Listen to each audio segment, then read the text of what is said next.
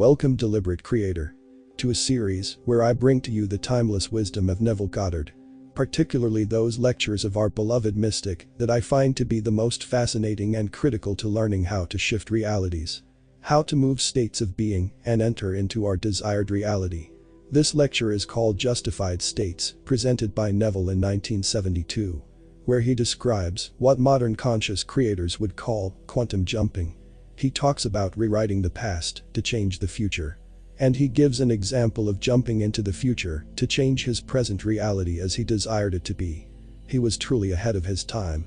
Furthermore, in his mystical poetic ways, he reveals to you the endgame of this life. That is, God will awaken in each man one day. This is a promise by the Father Mind who is dreaming the dream of life. Therefore, he encourages you to apply the law of assumption to create a life that is pleasing to you. As by applying the law, you become familiar with the Spirit of God within you. As you imagine a thing, and it is made manifest in your world. And who could do that, if not God himself? So, you awaken the Spirit of God within and realize that it is all within. And he combines it with the idea that all states exist right now in the mind of God. Time is not linear, you can jump into the future and past, and rewrite it as you wish, via imagination. And as a result, it changes your present. You have access to all states via your imagination, which is God. Therefore, you are not bound by time, nor entropy, nor space. You are only limited by your own imagination. This lecture, if listened to till the very end, is guaranteed to change your life, and I do not say this lightly. Now, let's sit back and relax into the timeless wisdom of Neville Goddard. Enjoy.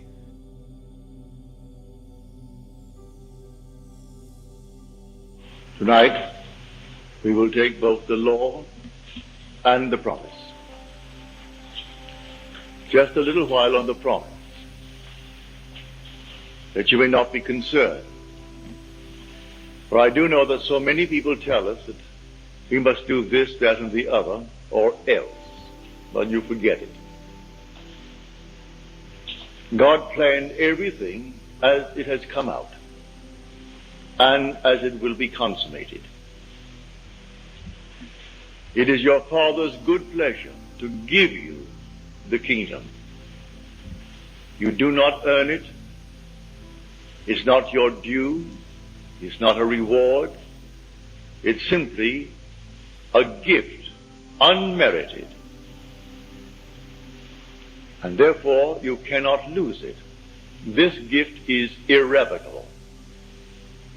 So no man can take it from you. No man can give it to you. So let no one frighten you. It is yours, and it's coming on time. And the gift is nothing less than God himself. When he gives you the kingdom, he gives you himself. For the kingdom is not a realm. The kingdom is a character. It's a body. And that body is perfect. And wherever you are clothed in that body, everything around you is perfect. No matter where you go, were you in the petrified forest, it would burst into foliage.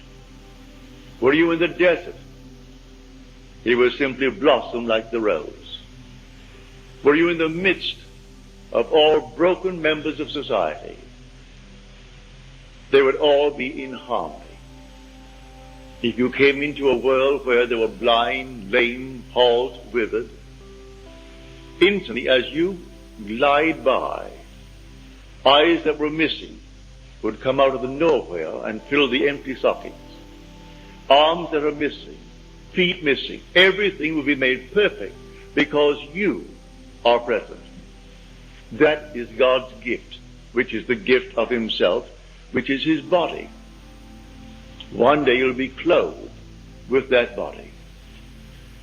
So set your hope fully upon the grace that is coming to you at the revelation of Jesus Christ within you.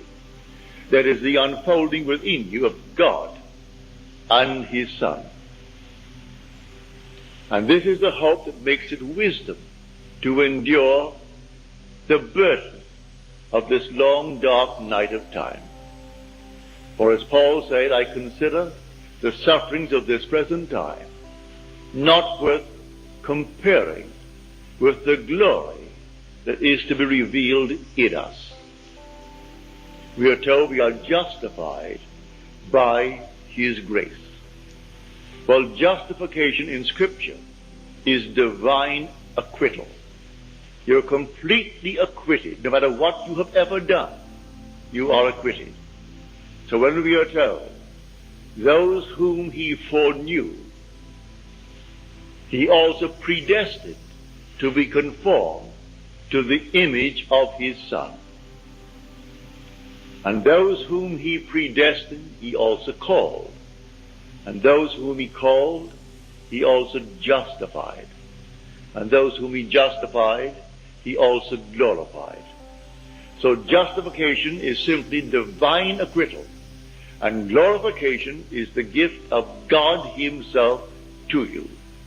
So that man then matures when he becomes his own Father. So we say, it is the Father's good pleasure to give us the kingdom. In giving us the kingdom, He gives us Himself. In giving us Himself, man becomes his own Father.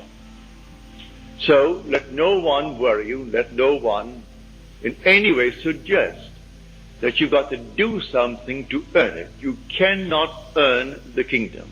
You cannot earn this gift. This is a gift, unmerited, and it's not your due. Were it your due, then it's not a gift. It's not given as a reward. You are made fit for the kingdom. And your fitness for the kingdom is the consequence, not the condition of His gift.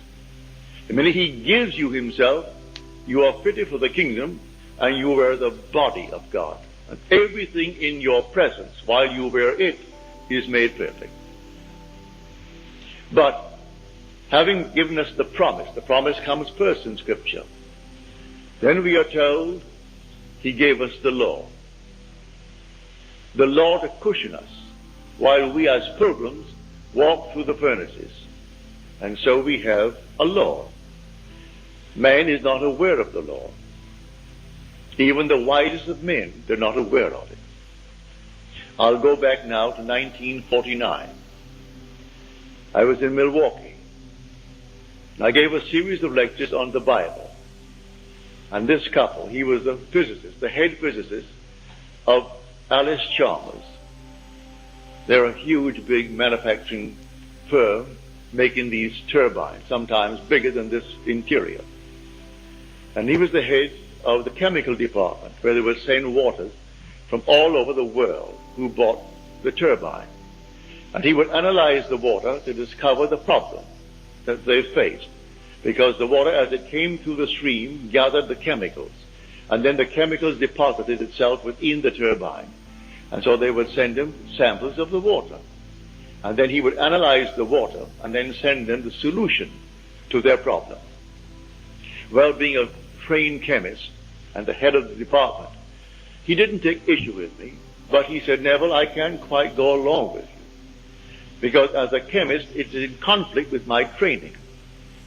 You tell me that you can go forward in time, that you can move backwards in time, that all things are, and everything is now, at this very moment.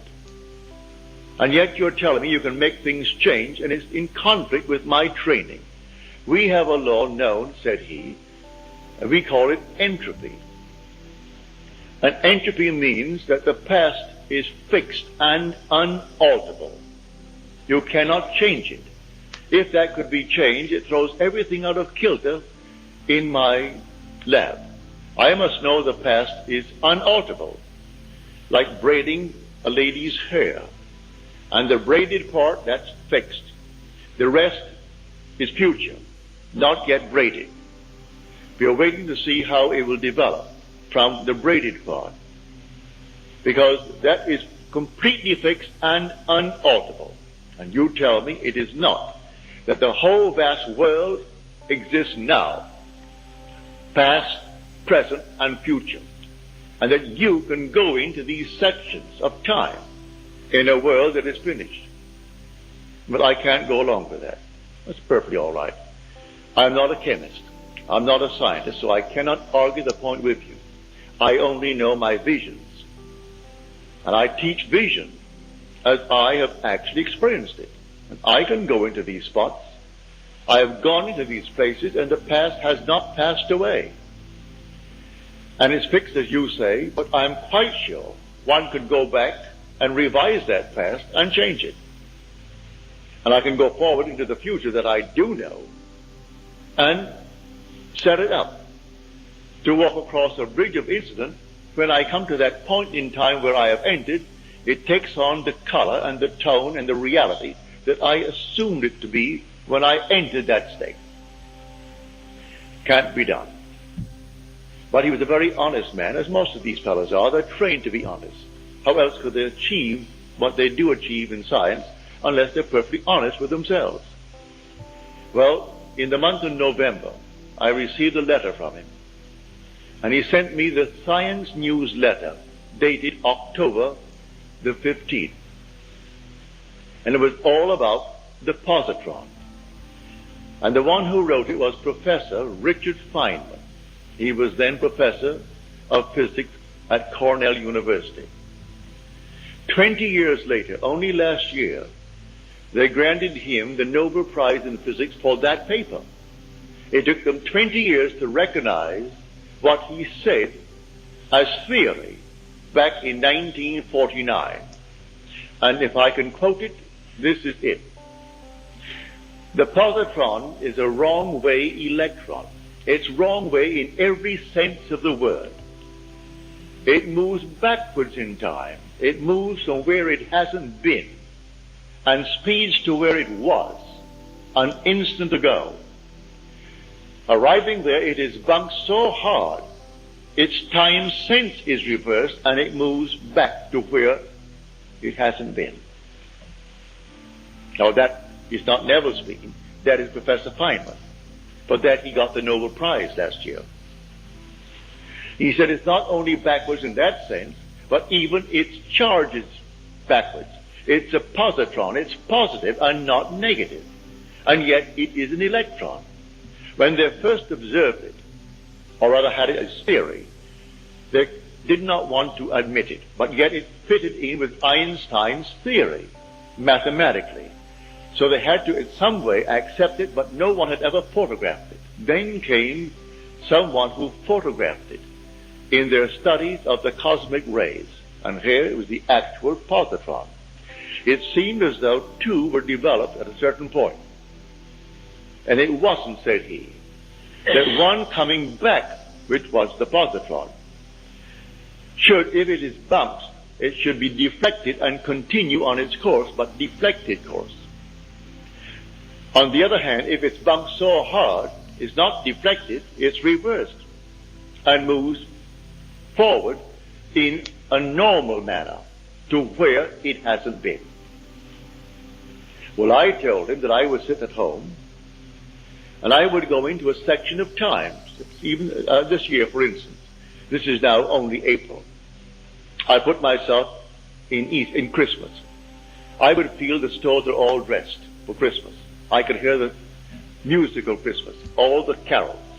I'd walk through Saks Fifth Avenue in New York City, going to Best, going to the other, and I would feel all that I would feel if it were true that it's Christmas. That is the month Christmas. And then when I feel that it's all Christmas, then I would feel that things are as I desire them to be back in the month, say, of March or July, which was certainly not Christmassy. So take a hot, hot day in July, and I'm feeling it to be cold, and snow on the ground, and all the dressings for Christmas. And then I would open my eyes and bounce back and shock myself, because it seemed so real to me that when I came back and opened my eyes upon July and it's hot, I thought, now, are you kidding yourself? No, when I went forward in time, quite normally, waiting out the days, the months, to the month of December, things happened as I actually had assumed that they would. I went forward and predetermined what would happen. Well, when he sent me this, he wrote a sweet, lovely letter saying, Neville, I must confess, I didn't see it. No one saw it until Professor Feynman in his lab discovered this. But he discovered it by theory. And you tell me you know it by vision. You're not a scientist, and yet all that you said to me, which I could not believe, and even in this moment it's difficult for me to believe, here comes a great professor, a theoretical physicist, and he is the one who wrote this paper. For that he got the Nobel Prize last year. He worked on our atomic bomb. He worked on the hydrogen bomb. Then he asked the government to relieve him of the secrecy imposed upon him because of his position. And he came here to Caltech and taught at Caltech theoretical physics. He said, I want the freedom of imagination. I didn't want to be confined with the secrets of government so that I could not express myself. Leave me alone, all in theory. So he goes blindly on with his mathematics and his theory, bringing out these concepts, all theory. Well, mine is not theory. I go into these states. Now, look at it this way. See the whole vast world as infinite states. All states. If they're all states, and you are an immortal being, you're not a state, you are immortal. You enter a state, and the state becomes alive. Therefore, you are not to blame if you enter a state unwittingly, and it's a horrible state. Man not knowing, yet you are in a state, they condemn you. But you have to express the contents of that state. If you enter the state of poverty, you have to experience poverty. If you remain in it, you must go and drink that to the very last drop, the dregs of that cup. If you go into any state and remain in that state, you're going to drink it to the very last drop. But you can get out of a state. You don't have to remain in it if you know it's a state. If you don't know it's a state, you identify yourself with the state and think that you're it. Man has identified himself with this little body, and he thinks he is it. So the day comes, he has to discard it because he's worn it out. As he discards it, all of his friends are crying to think he died. He can't die. He is an immortal being who wore a garment of flesh and blood. That same being who goes into states, remaining in a state, and the state has to be expressed by him who resurrected the state. For I am the resurrection and the life of that state. Now, you can change an individual with or without his consent if you so desire. Here is the story of a friend of mine. I persuaded him to give up his job here.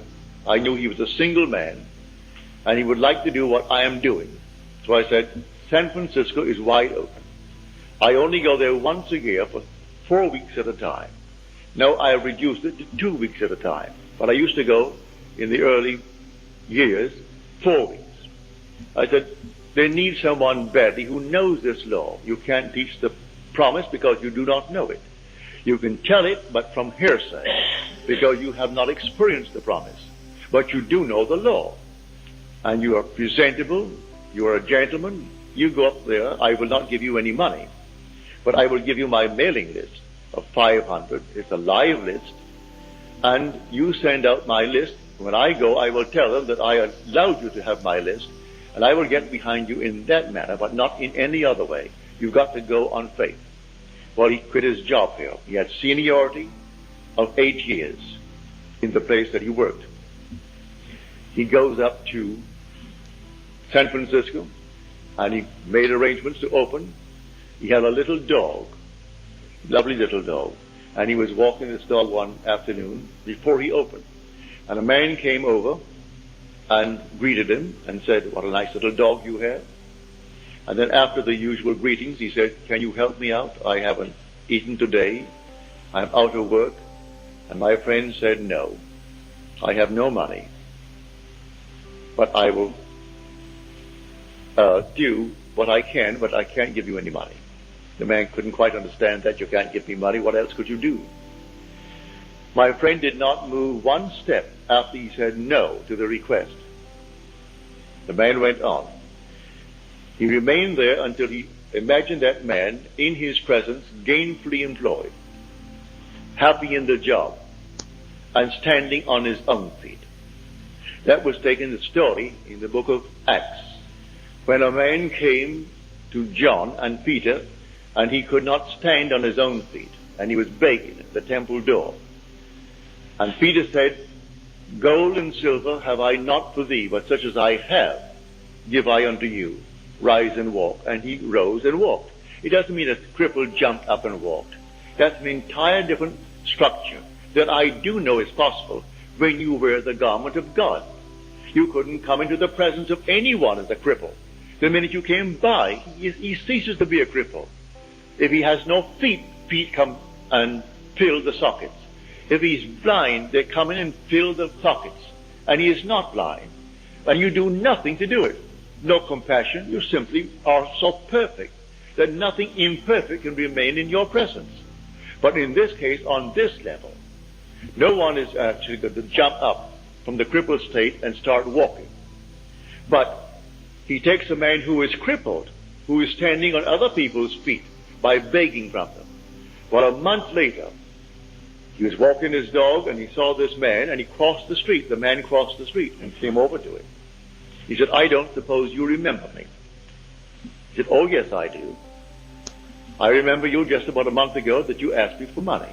He said, "Yes, and I want to thank you for not giving it to me," and extended his hand to my friend. He said, "Had you given me the money, I today would be asking you for money. Because you did not give me, I was so embarrassed and so annoyed with myself that I put myself in that position. I went out the very next day and I got a job, a good job. It pays well. And it has promise of growth. And I am very happy in the job. So again, let me thank you for not giving me the money." He put the man on his own feet by representing him to himself as one gainfully employed. That's what I'm talking about when I tell you that all states, he took him out of one state and put him in another state. The man who is in the new state is the same man. You are an immortal being. You are changing only when you fall into a state. And others who knew you well in one state think, what has happened to him? You either go up or you go down. If they see a radical change and they wonder what has happened to him. He is affluent, he is this, he is that, or what has happened to him? He used to be, look at him now. And not a thing changed with the immortal being who occupied the state, other than the state. He changed the state. Man, not knowing that, he condemns the state. When it's not the being that you're looking at a state. So God forgives everyone. He justifies everyone because he knows they're only in states. And the Lord created all these states. These are the states. So that's what Blake meant when he said, "I do not consider the just or the wicked to be in a supreme state, but to be every one of them states of the sleep, which the soul may fall into in its deadly dreams of good and evil." When it left paradise, following the serpent. Following the serpent. When man left that heavenly state of innocence and came into a world of experience, of educative darkness, and experienced generation. For here we are generating, multiplying these garments to clothe the innocent one who has come down. So the whole drama is from innocence through experience to an awakened imagination. When the imagination completely awakes, that's the divine body, Jesus. That's God. And it takes all of this journey. We are the pilgrims moving through states. So I tell you, master the art of moving from one state to another state. You are not the state. You never have been and you never will be. The state, if you are going to condemn the state, but why condemn anything? Moving out of a state into another state. Move yourself out of one state into another state. So others say it can't be done. Leave them alone. They say it can't be done. You go about your Father's business, moving from state to state as you desire it. Now it all starts with a hunger. It starts with a real desire on your part. And all these infinite states are simply to satisfy the hungers of men. So you want to be good, as you understand good to be. You want to be wealthy, as you understand it. You want to be famous, as you understand it. All these are states. Go into the state before you are qualified. Go into the state and stay there. The state has all the things necessary to externalize itself. But you are the occupant power. You have to go into the state and dwell there. Now, as I go into it, let me remain in it. If I come back like the positron, I'm simply going to be turned right around. I'm not going to be deflected and continue my journey in the same direction, only deflected. I'm going to be so shocked. And everyone is shocked. When I go into a state and it seems like this, seems so real, when I open my eyes, oh, here I am, back there. But that shock turns me around from that return to my motion forward now as an electron. I'm not a positron anymore. I was a positron when I actually started back in time. And when I reached this body, and the body is jolted when I open my eyes, then what I did there, I'm moving across a bridge of incident now, some series of events that leads me up to the fulfillment in what the world calls reality. But it was real when I occupied it in my imagination. That's when it was real. We exist in these bodies. We live in our imaginations.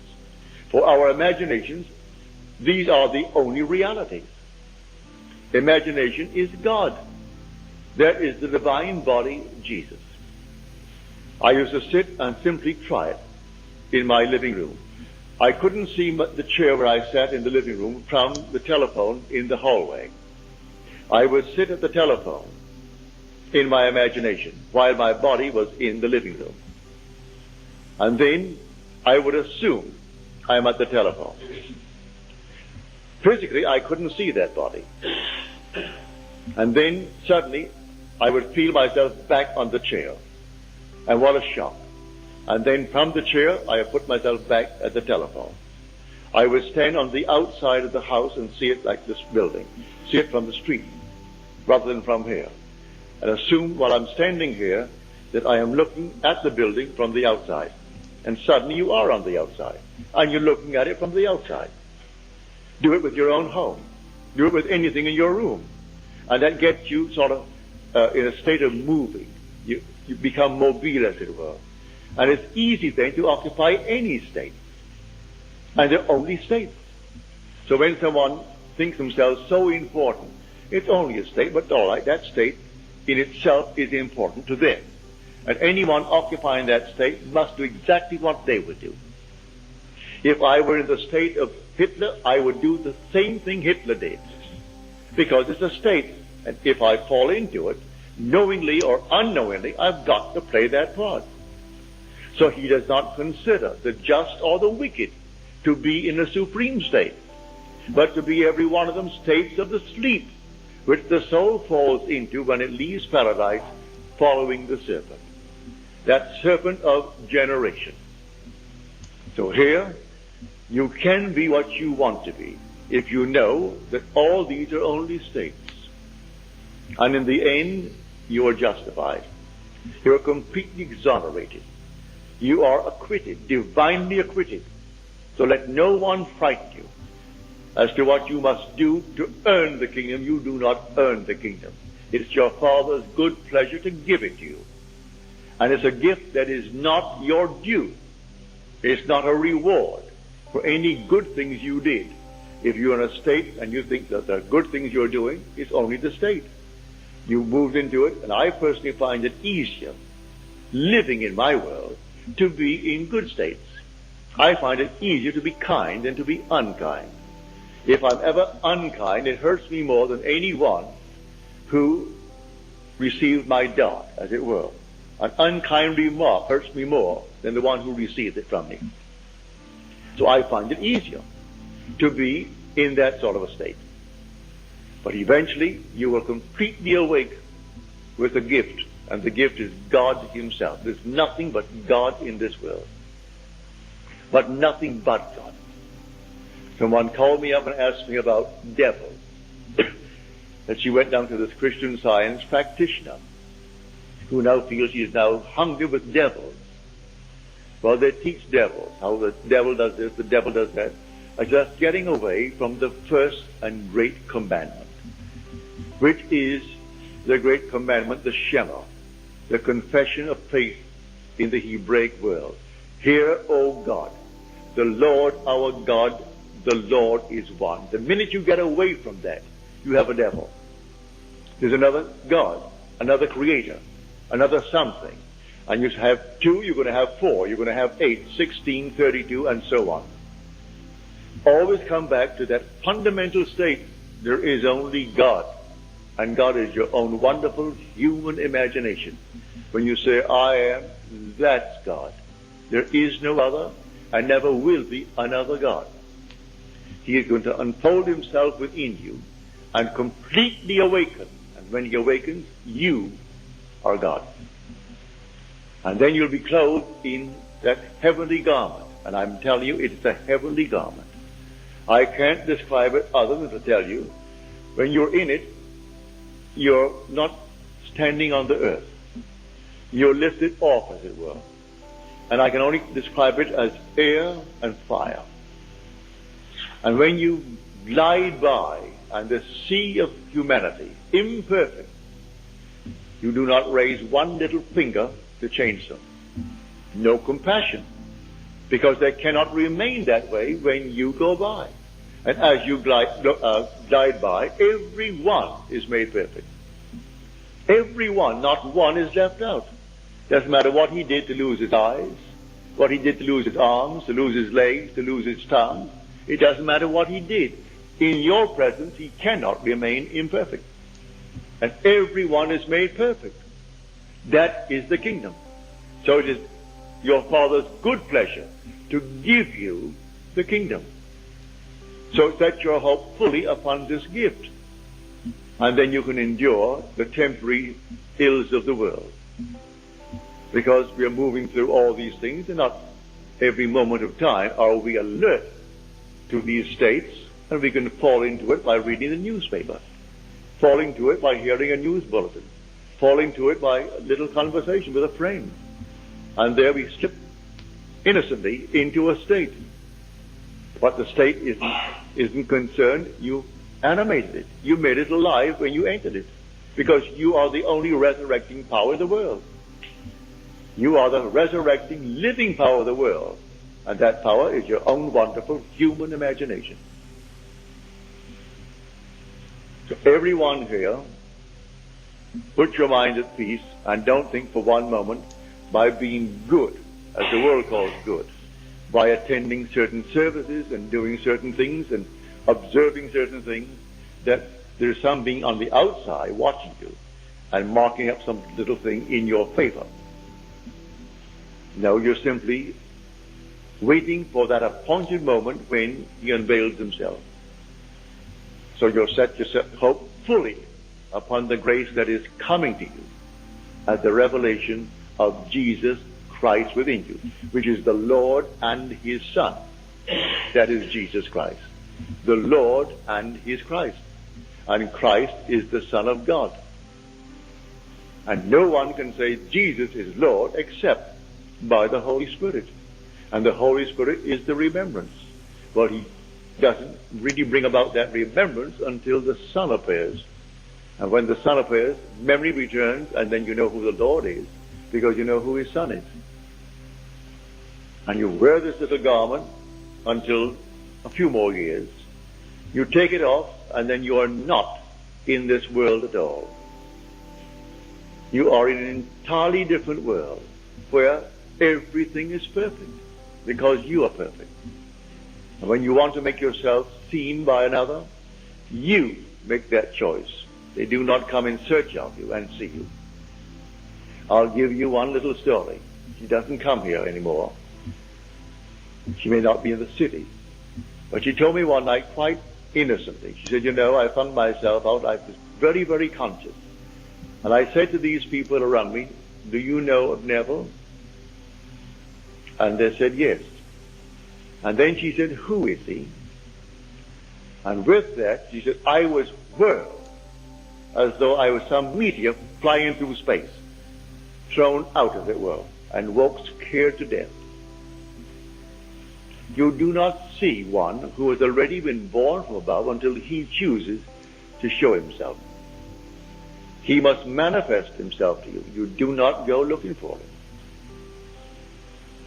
Because unless you are born from above, you cannot enter the kingdom. Even though it's his pleasure to give you the kingdom, it will come after your birth from above.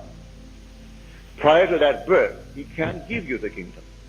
And one to whom he's already given the kingdom is not in the world. Though for a little while he is in the world telling the story, telling it from experience and not from theory. So I'm telling you exactly what has happened to me. I share it with you. And it's going to happen to you, every one of you.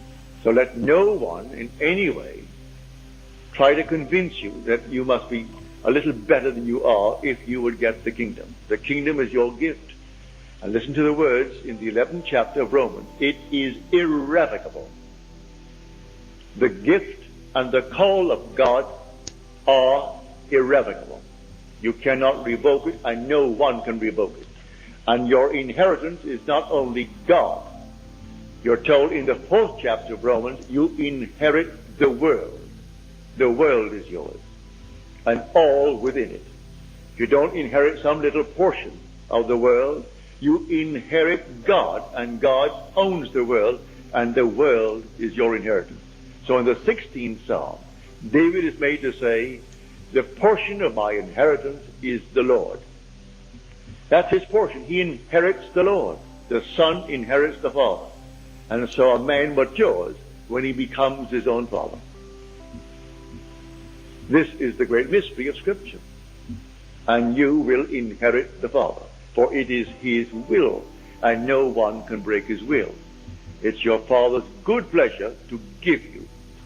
So when you hear people bragging how this one is better than the other one, forget it. They're judging states.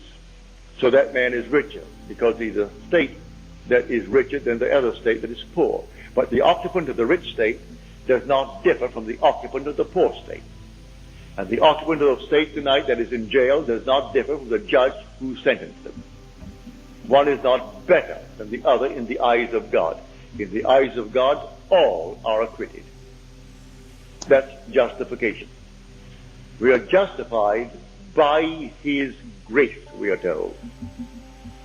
All are justified by his grace. And grace is an unearned, unmerited gift of God. And that grace is God's last, his final gift, which is love in action. And God is love. It's his gift of himself. And that's when he gives you himself. There's not a thing else to give. He gave you himself. And the whole vast world is yours. So we inherit the earth. Now tonight, I hope you'll start practicing. Won't take you any time at all to try it. It costs you nothing. And it works wonders. You can sit here tonight or you go home. Put yourself in a state of affluence. What's wrong with that? I know, well, back in the 1920s, 1930s, we had a deep depression beginning in 29. And do you know that you could go to Tiffany and buy, say, 8 glasses, beautiful glasses for a wedding present? Cost you what? Not more than 75 cents. A beautiful glass. And in a Tiffany box. The whole thing was a Tiffany box, beautifully done. You'd go to Macy's or Gimbel's, and you'd buy something not comparable for $1, $1.25. But the majority would not be seen dead in Tiffany. That was style. That was something beyond them. They wouldn't even walk in. They felt embarrassed to walk in. Yet you could go into Tiffany, the jewels on the first floor, take the elevator to the third, where they had the lovely china and lovely glassware on another floor, and get a beautiful gift wrapped package from Tiffany You didn't have to send 2 dozen. 8, that's enough. 8 beautiful glasses. And people were not going. They were embarrassed to be seen in Tiffany. I'm quite sure the same thing is true here with their branch hair. And you could go to Tiffany and buy a lovely thing for very little, really. But people are trained, that means something that's classy and that and the other. And if you're in one state, you can't argue them out of it. They've got to get out of that state to be able to go into a state. And if you tell them, you know, at one time in your life, a $12 suit was all that you could afford and all you thought you could ever afford. You get out of that state and think something differently. And then you pay $250 for a suit easier than you could get at the $12 for the other suit. I know it happened in my own case. When I began to buy a suit for $250, it was easier for me to pay $250 than when I had to get up $12 for a suit. That if it rained, I had to start running, or I couldn't get out of it. Now that is life, and you simply move from one state into another state. And the same being, I'm not another being. I answer the same name. You say Neville, I answer. I answer then to the name Neville. And yet I move from one state to another state to another state. As you move from one state, what you couldn't do in one state, you find it so easy to do in the other state. I was in a state for the longest while where I couldn't eat meat, fish, fowl, drink alcohol, smoke, sex. Well, I did nothing. But nothing. Then overnight, my friend Abdullah told me, you're going to come back from Barbados and you will have died, you know. I said, I will die? He said, I don't mean that you're going to die and be buried in Barbados or buried at sea, but you will have died. All the things you haven't done in 7 years, you will be doing before you get back. Do you know he was true? And I couldn't tell you how it happened. I couldn't tell you how it happened. It just happened. In Barbados, I lived for 3 months in my mother's home, and still lived as I did in New York City. And on my trip north, in 10 days, I was doing everything I hadn't done in 7 years. And I cannot tell you how it happened. I moved out from one state into another state, and it came to me as normal and as natural to do the things I did at sea as I did in 7 years the other things that I didn't do. So I tell you, the only state, all states of consciousness. And if you recognize that, you can forgive every being in this world, no matter what he is, or what he plans to be, or what he's done. Because in the end, he is going to be justified. He is justified by the grace of God, as we are told. Everyone is justified by the grace of God. He is divinely acquitted. And when God acquits him, who is going to judge him? And after justification comes glorification. So he begins with those whom he foreknew. Well, he foreknew us, for he chose us in him before the foundation of the world. And if he chose me in him before the foundation of the world, then he knew me. And those whom he foreknew, well then he also predestined. He predestined them to be conformed to the image of his Son, that which reflects his glory and radiates his glory and bears the express image of himself. I am destined to be that, to be the express image of himself. And those whom he then predestined, he called. Call my sons from afar and my daughters from the end of the earth. Call them all. And he's calling us one by one by one, for we are so altogether unique. He can't call us in pairs. Call us one by one. And those whom he called, he also justified. And those whom he justified, he also glorified. So you are destined to be glorified with God, as God.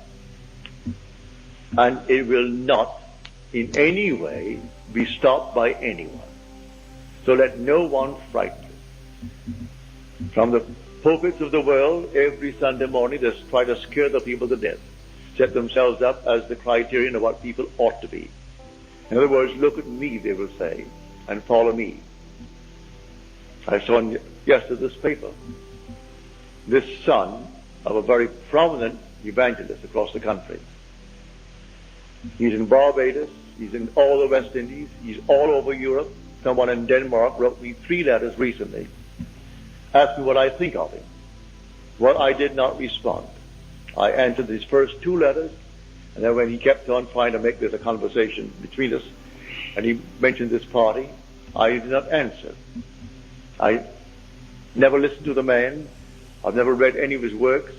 But when I read in the paper yesterday a picture of his son, who confessed that he was simply, he has sinned against his wife and his children. Well, you know what he means. And then he sinned against God. Then I went on to read that this man takes in tithes $30 million a year in tithes. He tells them how they're serving God when they send him money and taking in $30 million tax-free. It's religion. 30 million. So now the son has now been removed from being the heir. The father's 80 years old, but he's still in control of that 30 million a year, tax-free. I wonder what he talks about. So that is big business. When you go into that sort of money, that's big business. And you have no room in your mind's eye for any spirituality, none whatsoever. And you can take that greatest of all books and make a mess of it. Interpret it as something that is taking place here in secular world. It isn't secular at all. This story is profoundly, well, it's all spirituality. It's God's plan of redemption. It has nothing to do with the secular world. And they're telling you the future of America, the future of Russia, the future of China. It's not in Scripture.